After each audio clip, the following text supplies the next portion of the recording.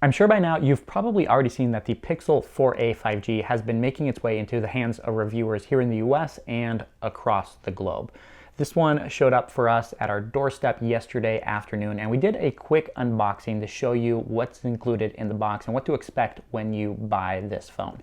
We are planning a full review, camera comparisons, and a whole lot more with our Pixel 4a and upcoming Pixel 5 coverage as well. That's the 4a 5G, of course. We already did the 4a.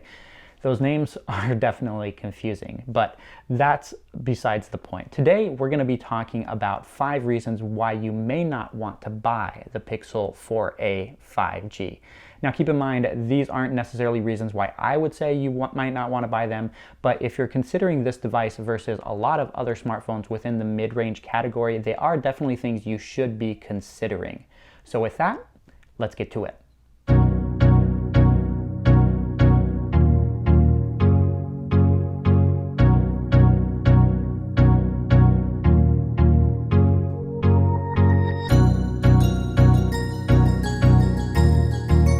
As I'm sure you're probably already aware, when you buy a budget-friendly device, something within the $200 to $400 range, or even $500, which is the price point of the Pixel 4a 5G, manufacturers do need to make compromises in order to keep that price that low. Now, for me, the biggest compromise that they've made is not including an official IP dust and water resistance rating on this device, which means it's definitely not recommended to take this into the pool, but you might not even be safe if you get caught in the rain with this smartphone. Now, some manufacturers have found a way around this by doing a nano coating on the internal components of the phone. Motorola's done this on quite a few devices, and OnePlus has done it as well.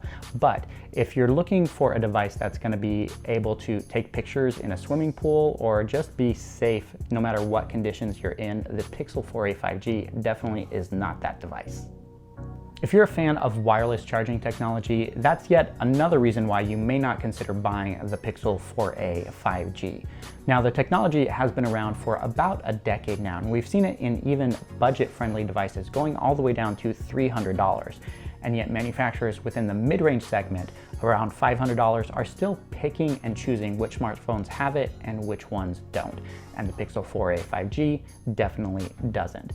And a bonus on this second item why you might not want to buy this phone is that it only has 18-watt fast charging. And in my book, that's standard charging these days. I can't remember last time I picked up a smartphone that had slower charging than 18 watts. In 2020, we've seen budget-friendly devices that are €250 that can charge at 35 or even 45 watts.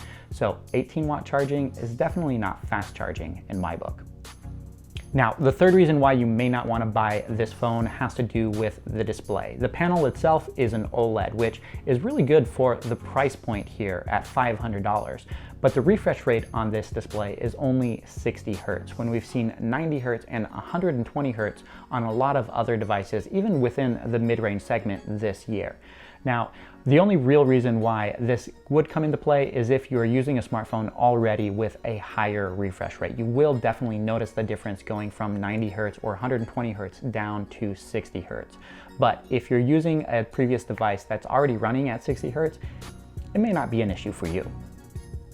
Now, when anyone talks about the cameras on a Google Pixel smartphone, it's typically within a positive light. And that's because Google's devices take really good photos thanks to the computational photography that's built into the camera application on the phone. But as far as the hardware goes, that's definitely a negative for some.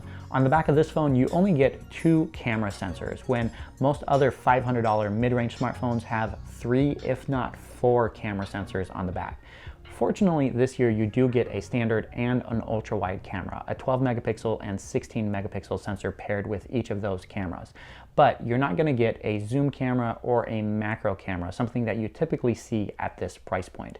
And then for the front-facing camera, you're looking at a low-resolution 8 megapixel sensor there, when we've seen 12, 16, and even 32 megapixel cameras this year that can produce some really good shots.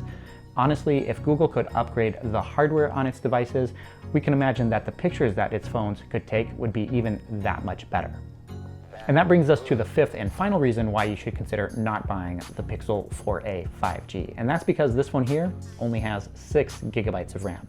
Now, you will recall that last year's Pixel 4, which was a flagship tier device, only had 6 gigabytes of RAM, but the performance of that device and its RAM management was definitely disappointing compared to all of the competition that's out there. If you love multitasking and jumping in and out of apps on a regular basis, 6 gigabytes of RAM is definitely gonna be limiting. That being said, 8 gigabytes of RAM is probably where you wanna be at these days for a really smooth experience that's not gonna be dumping apps from memory every 4 to 5 apps that you're going through. And that's gonna do it for my 5 reasons, or just generally 5 reasons why you should consider not purchasing the Pixel 4a 5G.